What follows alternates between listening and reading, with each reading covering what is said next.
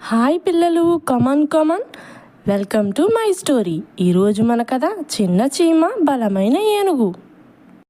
అనగనగా ఒక అడవిలో ఓ పెద్ద ఏనుగు ఉండేది. అది తన జంబో సైజ్ చూసుకొని గర్వంతో చిన్న చిన్న జంతువుల్ని డామినేట్ చేసేది.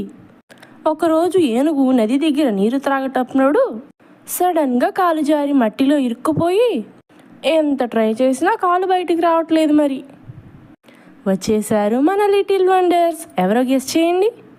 అప్పుడు అక్కడికి ఒక చిన్న చీమల గుంపు వచ్చింది. ఏనుగు అంటుంది, ఏరా మీలాంటి చిన్నవాళ్ళు నన్ను ఎలా కాపాడుతారు అంటుంది మూర్ఖంగా.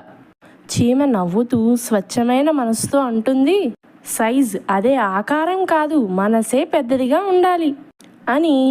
చీమలన్నీ కలిసి తమ గూడు నుండి బలమైన గడ్డి తాళ్ళు తెచ్చి ఏనుగు కాళ్ళ చుట్టూ కట్టి అన్ని చీమలు కలిసి లాగాయి. మరి చివరకు ఏనుగు బయటకు వచ్చింది.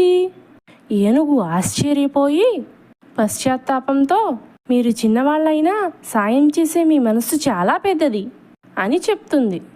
చూసారా పిల్లలు, ఎవరినైనా సరే హీనంగా చూడకూడదు. నీకు తక్కువగా అనిపించే వాళ్ళు కూడా గొప్ప పనులు చేయగలరు. సో టేక్ కేర్ పిల్లలు.